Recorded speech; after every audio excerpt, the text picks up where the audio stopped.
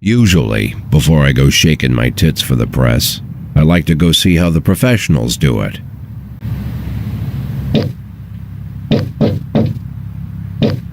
Some might say the chief of police has no business in an institution like this, but in fact it's the quietest and safest place in town. You won't run into any reporters, nobody gets into any fights, nobody drinks too much, nobody even raises their voice. The place is owned by an elderly gentleman who knows how to keep things under control. That's why I never invite my friends here. I wanted to make an exception for my 60th birthday, but most of my colleagues are young enough to be my sons, and they'd rather just hire prostitutes. Why stare at some boobs when you can take the whole package for yourself? But there's none of that in our club.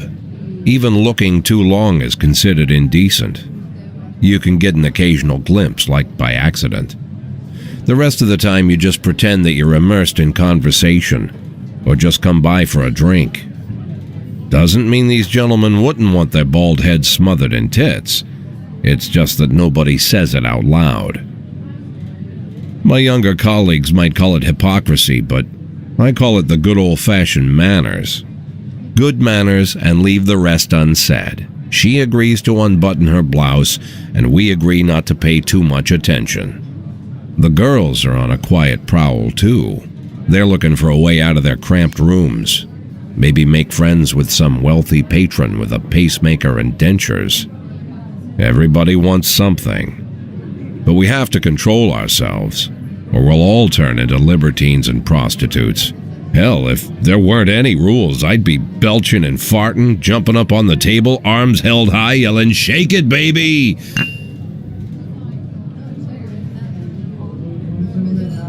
No idea how I got so barbaric.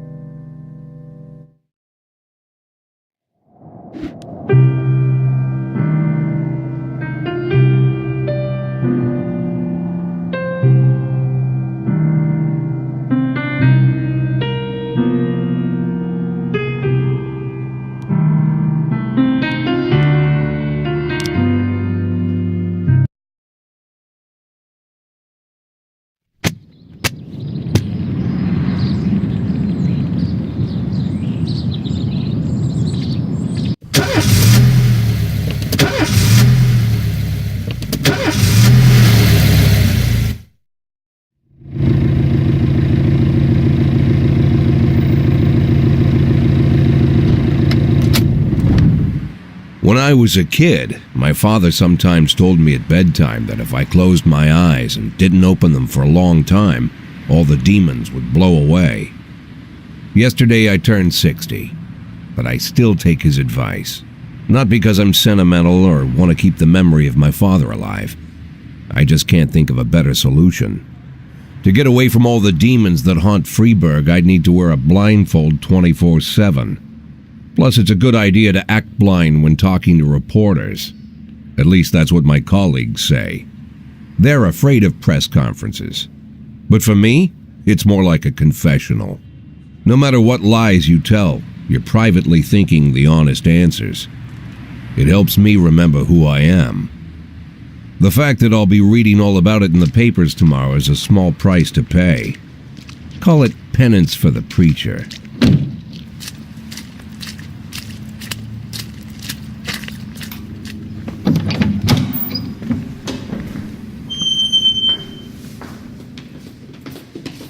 This is the first time I'm afraid of those answers my mind has given me.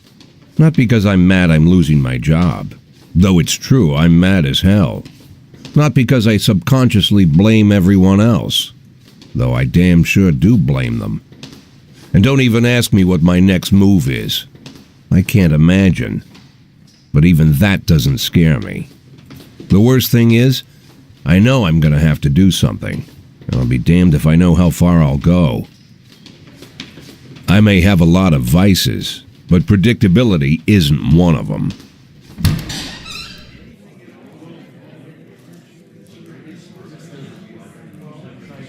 I learned a long time ago how to drive away the swarming demons. But what do you do when they're trying to rip your soul from your skin? Shutting my eyes tight as I can. The best solution remains the same: play blind. I just hope the reporters think I was blinded by the camera flash.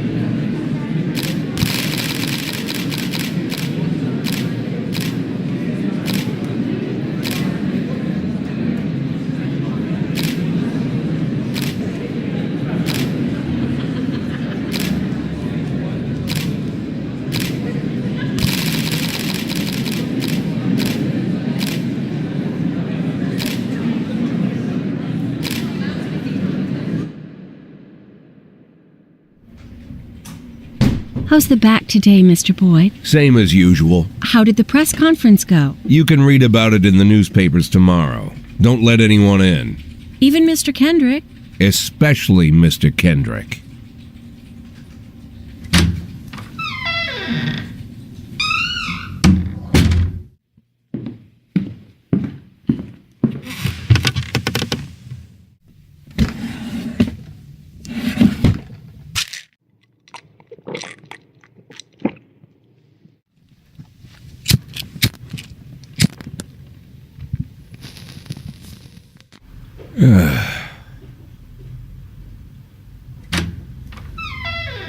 As soon as I heard the door creak, I knew what face I'd see. When I tell Emma not to let anyone in, there's only one man it could be. Rude, arrogant, no warning. That's Mayor Rogers in a nutshell. White summer shoes, white socks, white shorts, white polo shirt, and the white smile of a hungry shark. Mayor Rogers enters every room like he owns the place. Even the floorboards under his feet sound like they're creaking an apology. He never shied away from the odd corruption scheme. It's like the devil walks behind him. In the movies, the villains controlling the city play golf with the judges. Rogers plays tennis with them instead. That's about the only difference. Jack, I was hoping to catch you after the press conference. You ran away so quick. There's no smoking at City Hall. No reason for me to hang around. Well, this morning I signed a ban on smoking in all public buildings. Soon you won't be able to smoke here either. Soon enough I won't be here at all. That's what I wanted to talk to you about. The people of this city like you, Jack. The police chief of all people. Don't betray that, Jack. Don't get wrapped up in any schemes. Sit nice and quiet for the next 180 days, and you'll be remembered as a hero. That's the only thing that you still have left. Be the hero. Then how am I supposed to scrape together a retirement fund? You had a million chances to secure a luxury pension, one that even I would have envied, although I've never set aside any money for myself. I'm not planning to retire anytime soon.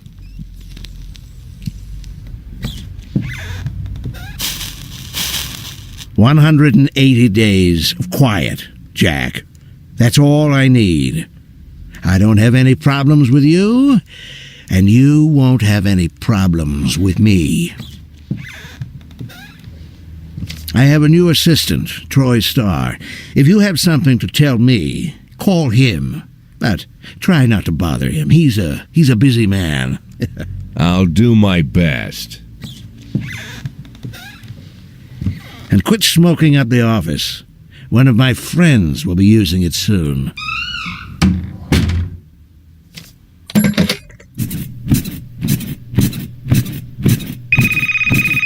Oh, I'm sorry, babe.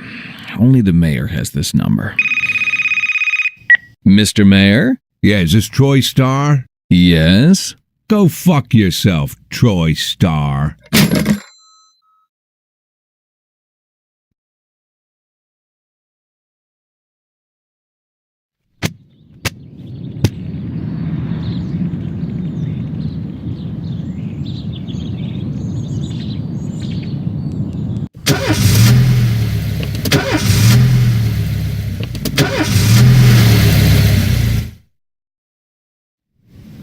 Cops don't use the police station cafeteria anymore. There's some kind of stigma against sitting shoulder to shoulder with your partners. Everybody just takes snacks from the machines or grabs a meal and hammers it down in the corner like a vulture on a corpse. The main thing? Don't look into anyone's eyes. Could be construed as an invitation to sit together. The only people eaten here are ghosts.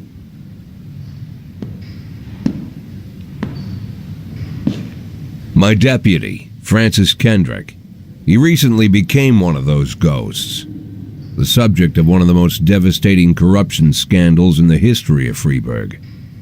No evidence to support the accusations, but everyone knows Kendrick's days are numbered. I need that file I asked for. Needs to be ready tonight. Francis didn't say anything, but I understood. Ghosts aren't supposed to talk. Besides, I got a feeling he was already finished.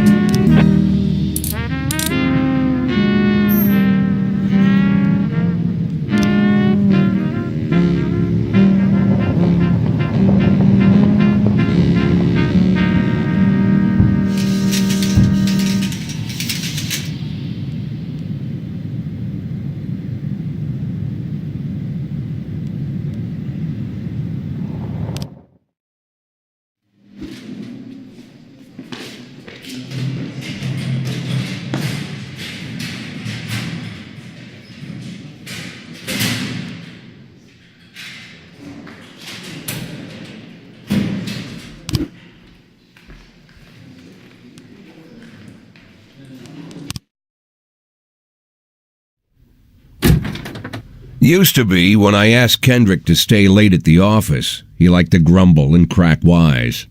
Nowadays, he doesn't have the strength for it. Slumped shoulders, blank stare, wrinkled skin. The past few weeks, I don't hardly recognize my old friend.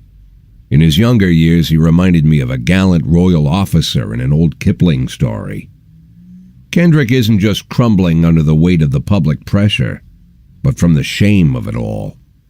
Internal Affairs raided the library he inherited from his grandfather, hoping they'd find buckets of cash stashed in the pages.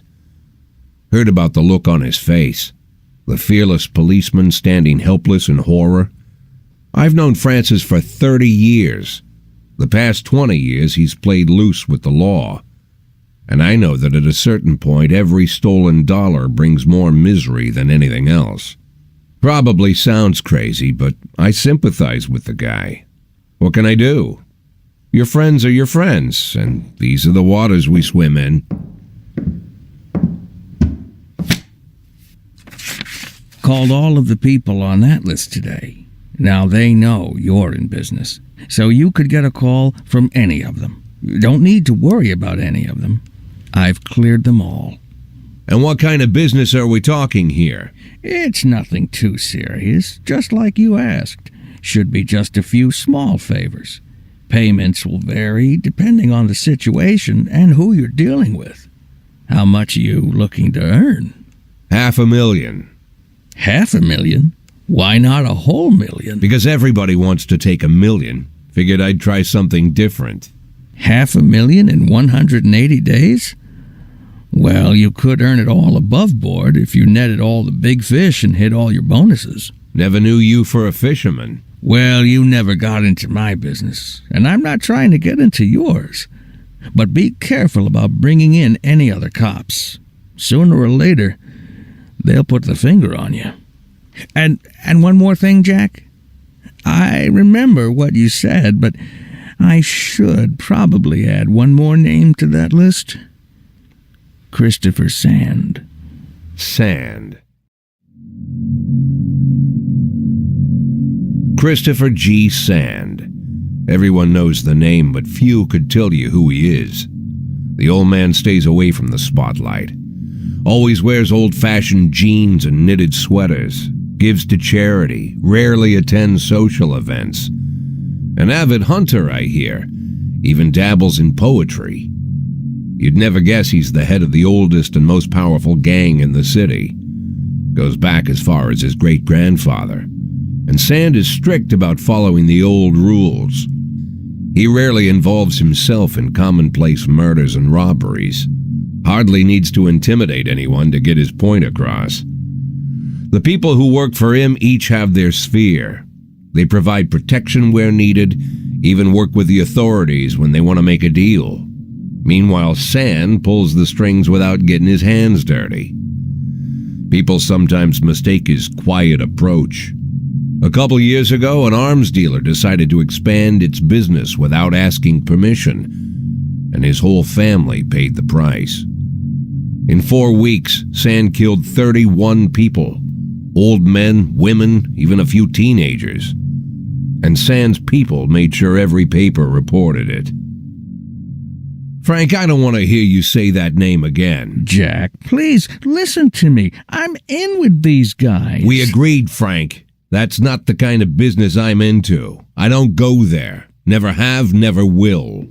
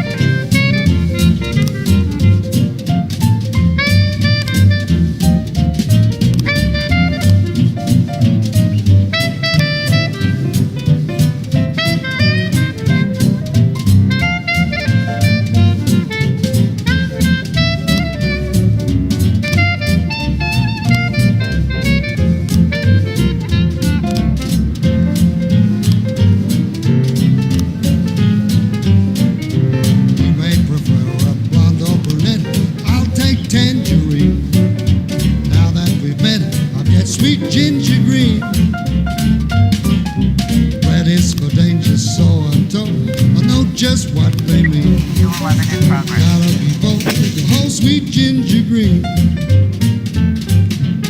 She's sweeter than Sue and Georgia Brown. Beats Lulu too when she's back in town. Now she can shimmy like Sister Kate. She's a dancing queen, fit for a king. Swing sweet ginger green.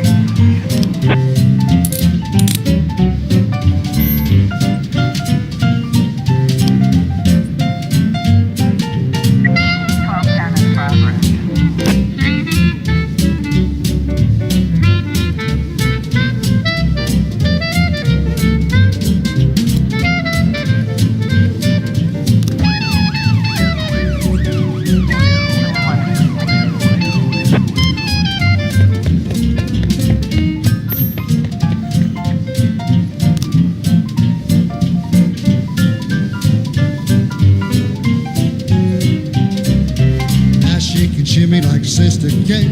She's just a dancing queen, fit for a king. Swing sweet ginger, swing sweet ginger green.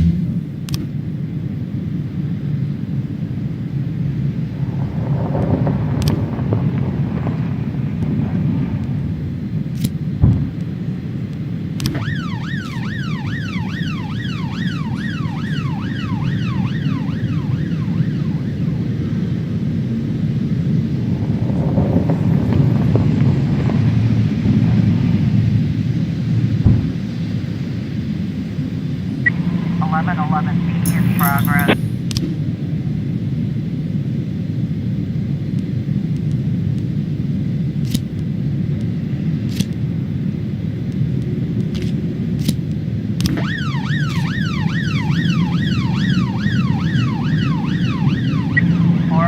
In progress.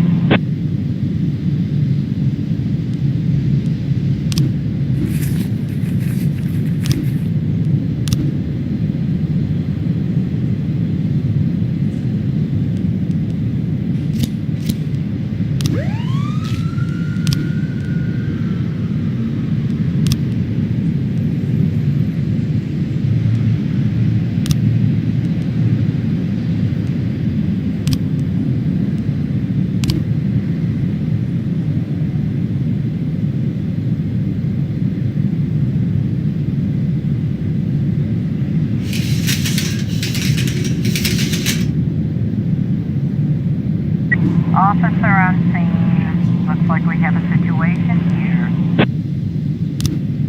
1111 B complete.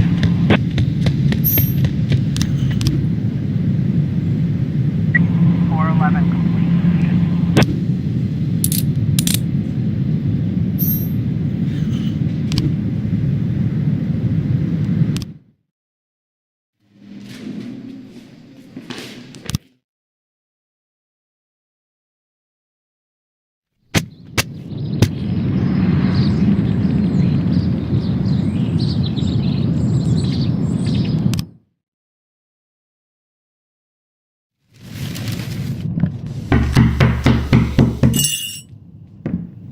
Whenever I'm alone at home and there's a knock at the door, I always hope it'll be my wife, Laura. She's always forgetting her keys. Hello, my name is Steve, and you're Jack Boyd, is that right? To get to my front door, the Bible boys walked about a mile from the local bus stop, jumping over mud puddles and skirting a couple of landfills. Laura doesn't go in for religion either. But according to her, these brave lunatics with their fake smiles deserve at least a minute of attention. She patiently listens to them, asks them questions, regales them with pastries, and never once dropping a hint of condescension. When I watch her do it, I've got to admit it gets me. I'd have hugged those boys. sat with them on the porch and lit up a cigar. But a month after Laura left, all I could do was quietly ask them not to bother me. Today I'm a little rougher still. Shut the door on his nose this time. Another couple weeks at this rate and I'll be greeting anyone who comes close with my service pistol pointed towards the sky, ready to fire my warning shots. In my life, even the basic stuff never goes like it's supposed to. Normally, when a wife is going to leave home, she'll make a scene or at least sit everyone down for a serious conversation. But Laura just disappeared. The children in the stories always stand on the side of the mother, but all three of our sons supported me. The in-laws always blame the husband for making their daughter unhappy. But now Sally, Laura's mother, well, we sort of have a pact. The fellow Laura ran off with is young enough to be her son. I hear he's 30 years old. Of all the possible information a man can know about his wife's lover, I get hit with that. Fortunately, Laura's mother doesn't like the way it sounds either. Sally figures this guy just thought he'd have some fun with a mature woman, but he'll be back chasing college girls before the year is out. So we have an agreement. Sally's gonna track down Laura and try to reason with her, and we'll arrange a meeting. Meanwhile, I'm supposed to not do anything stupid, which of course means anything at all. It's a crazy situation. I'm the police chief, and the person I'm trusting to find my wife is an old woman armed with a phone book. But I can't afford to lose Sally as an ally. So for the moment, I had to swallow my pride.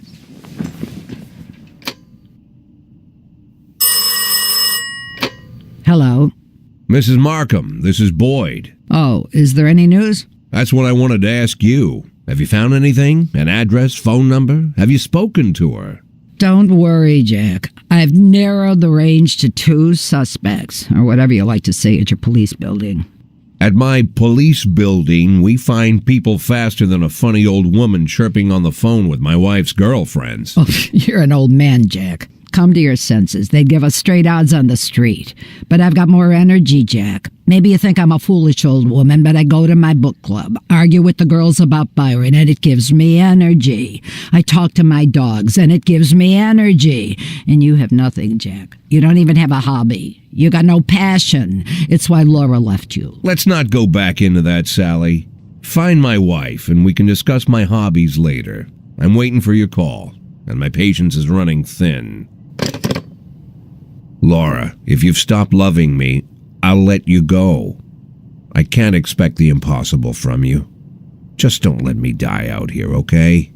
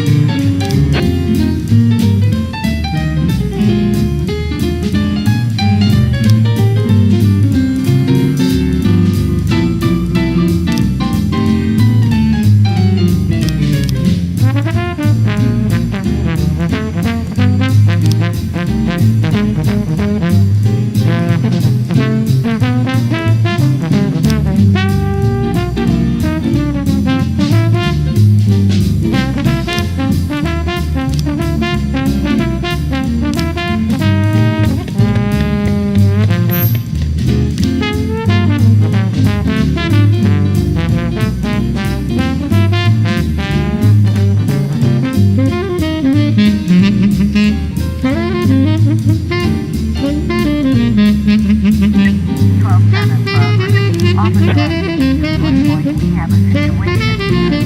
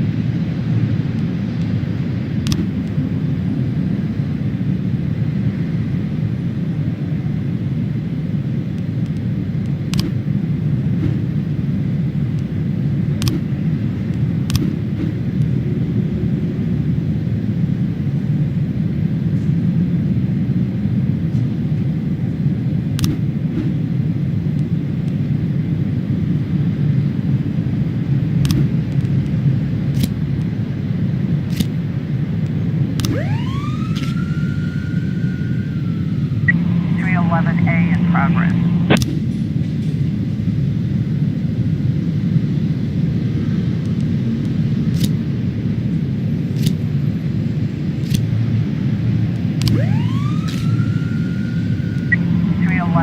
In progress.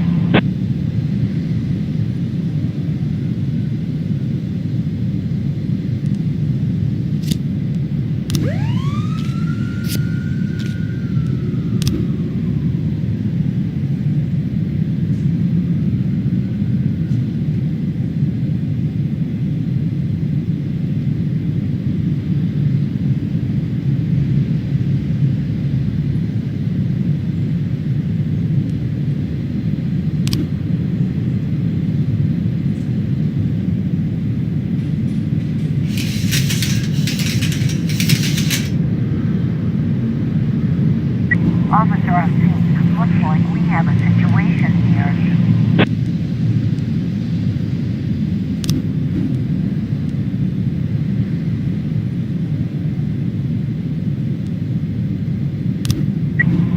A complete.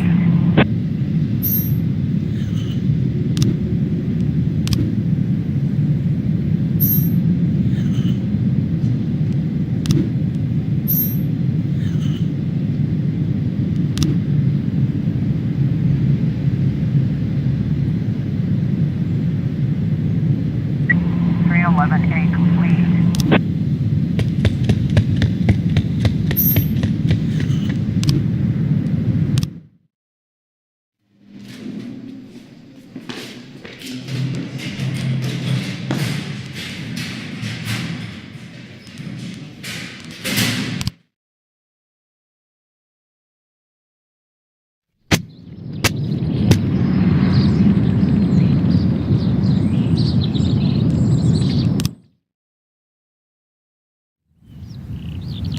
Why would a man need a barn?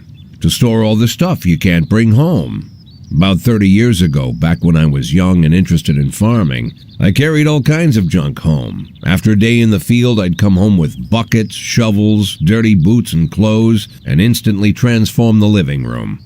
But even back then, there's something I always kept in the barn.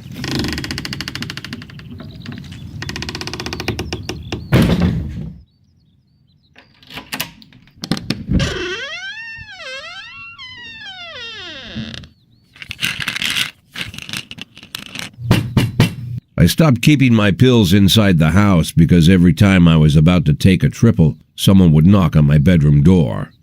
Now they're knocking on my barn door. Well, fine. It's not every day that someone comes to visit your barn. In all the years we worked together, Kendrick never came to visit the house. We drank at bars, went fishing, went to the mountains, even chased off some poachers one time. But he never came for dinner with the family. We never watched football over here. And now he's brought his friends to visit my barn.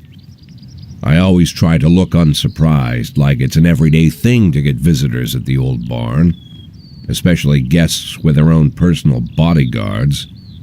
But Kendrick is sharp enough to see he's caught me with my pants on backwards. Sorry for the surprise, Jack. We saw you from the car. Figured we'd find you in here. I'm going in for a minute, fellas. These guys will wait outside.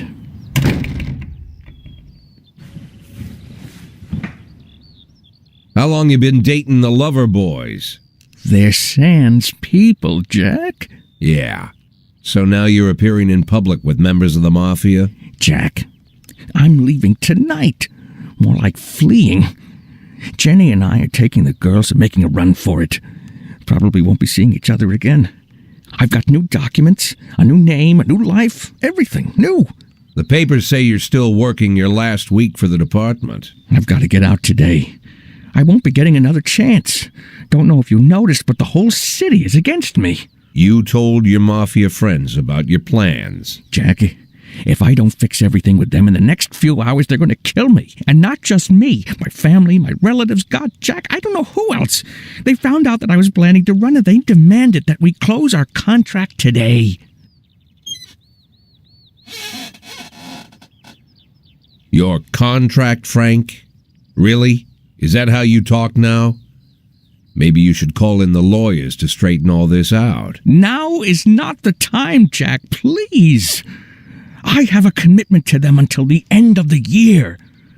They need an inside line at police headquarters. I can't just give them back the money. That's not how the Mafia works. If I can't find someone I can trust tonight, I'm dead. You know me, Jack. I wouldn't ask you if I wasn't afraid they'd cut my daughters to pieces before sunrise. He's the damn fool who puts his daughters in the crosshairs in the first place. Anyone in my place would have dressed him down good. But I didn't want to pile it on. Fate's already got this guy's soul in the grinder.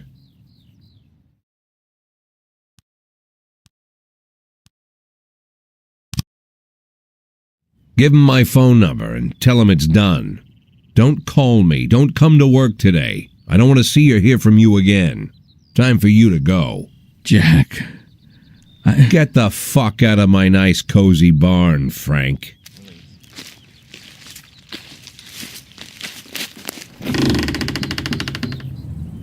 At the time, I was trying not to think about what just happened.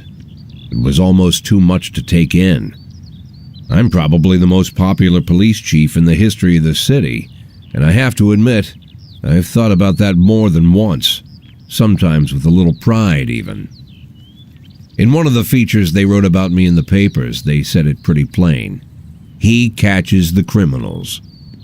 Believe me, high praise like that is unheard of in Freeburg, especially for a cop. And here I am, the person who catches criminals, and I've agreed to help the Mafia, or I'll come home to a bag stuffed with my kids' body parts. Right before the last hammer falls. Hey, remember that cop who caught criminals? It turns out he was a Mafia bitch. And all for the sake of a greedy, corrupt cop who should have fled the country years ago. That sound right to you?